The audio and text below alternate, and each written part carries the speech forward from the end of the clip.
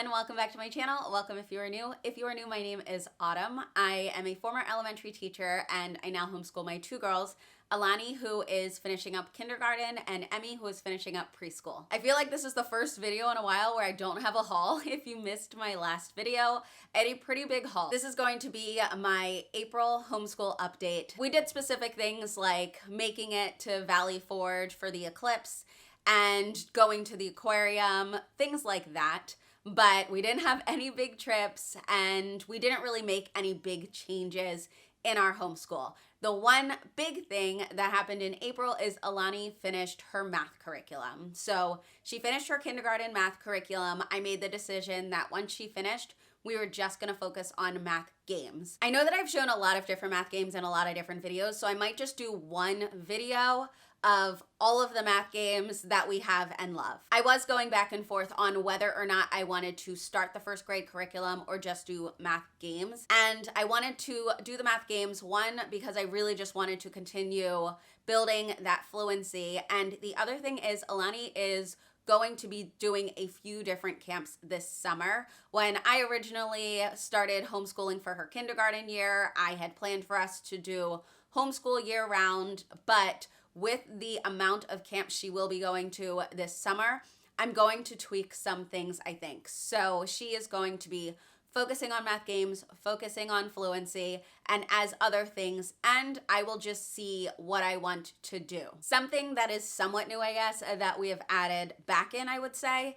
is ABC Mouse. Now, I had tried ABC Mouse when Alani was younger, and it just became all about her wanting to spend the tickets and buy new things for the different pets, and I just didn't find it to be worth it. It just wasn't working for us. Now that she is older, she is able to focus more on the learning content, and I don't have to worry about her just wanting to waste her time on that thing. That is why I had stopped using ABC Mouse a while ago. I really do love the different content that it offers. I had been about to purchase Brain Pop Junior because I really like that, and I like the many subject areas that it covers. That is what I was looking for. I looked into Homer, but it didn't cover as much as I had wanted to, and I was thinking about Generation Genius, but with it not having a focus on other things, I ended up just deciding not to use that. So that is why I picked ABC Mouse. There are lots of different subjects, and I do think that it does have some pretty good content, though some of it is junk. Jumping into how we're going to finish the year with Torchlight, we are about a week away from finishing it. We've got this week, and then we've got next week. So I will still put that in my May update. And I guess I'll just show you guys the different things we did with the information that we learned about the different countries. But that is almost done as well, which is so cool. As I've stated before, we spread the units over 2 weeks instead of 1 week, and I'm only doing half of it. With Torchlight, I know there are some people that use it with like a second grader or older for the level K, that is. So I do really feel that it was very helpful to spread it over that 2 week time. I had printed out this blank calendar and just scribbled in everything that I needed to know for the next upcoming weeks and when we were gonna finish certain curriculum.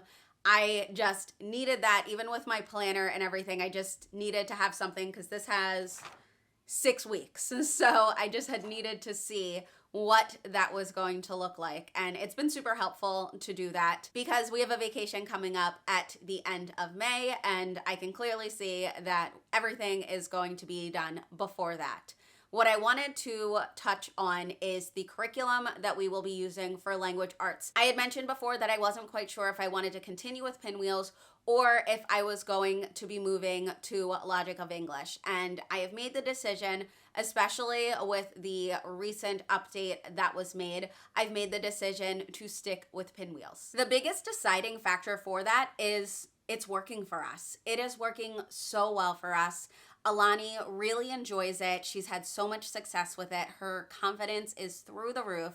She's just reading everything around her, and I just absolutely love it. So we are going to be sticking with Pinwheels, and I really think that is also helpful because she understands the flow of the lessons. We're not having to learn a new curriculum together. I'm not having to figure out a new curriculum. She's not having to learn a different curriculum and a different flow. So that is what we are going to do. And I really like the updates that they have made. They have everything available on a separate website and just organized in such a beautiful way that it is easy for me to access.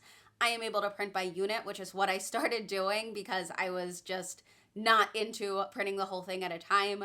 So they have just made it work so much better for the way that I use it. I don't print out the actual like teacher guide anymore. I do reference my own phone or my own computer. So that is super helpful that they have redesigned things in a way that it makes accessing it easier. I also just love the aspects that grammar and all of these different things are within Pinwheels. That's another thing that made me lean more toward this than Logic of English. That is not to say that maybe next year I might not change again, but I really am liking how things are. We've learned about different literary devices. She's learning about onomatopoeia and punctuation and learning about different things such as how to write a pun or how to label a picture with a caption. So there's just so many different things that it covers, and I've really appreciated that, especially because it's been easy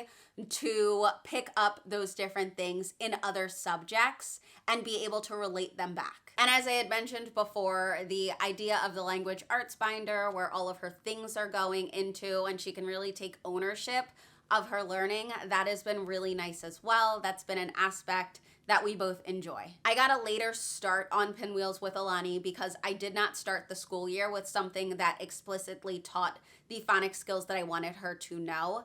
So we are, I wouldn't say behind, but if we had started from the beginning, we would be done level 1 and level 2 at the end of our school year. So I am actually going to continue Pinwheels with Alani. There's not really gonna be an end until we actually finish 2. So year 1 has a level 1 and a level 2, and that's what we're gonna do. We're gonna just keep working through level 2.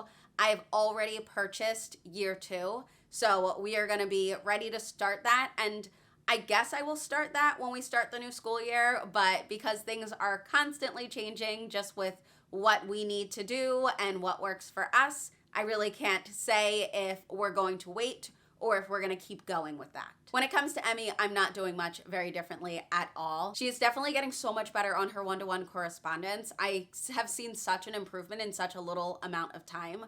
So that has been really great. But I haven't really pushed too much with Emmy this year, and so we are just slowly going. I almost forgot, but there's actually one more thing that I wanted to mention. I am not against using technology for learning, and I found another thing. I had seen someone share it on Instagram, but I found another thing that I really like. Now, this doesn't mean that we use this all the time, but I think it's fun to have these different resources. So it is called phonicsandstuff.com. And on the website, they have different games and decodables and all of these really cool things to just help with teaching phonics. So this has been a fun resource. To be completely honest, I really only use the games. Outside of that, I haven't explored very much, but that has been a fun thing to be able to bring in. And then also the videos that I was using on YouTube for Eureka Math that I was using as part of our math lessons. That same YouTube channel has some really great videos that they have been uploading for language arts. We recently had been watching the compound words video and discussing compound words. So those are 2 things that I will make sure to link in the description. As always, thank you so much for your support on my channel. I really appreciate it. And if you're not yet subscribed, please make sure to hit that subscribe button. If you have any questions or comments, make sure to leave those in the comment section, and I will see you in the next video. Bye.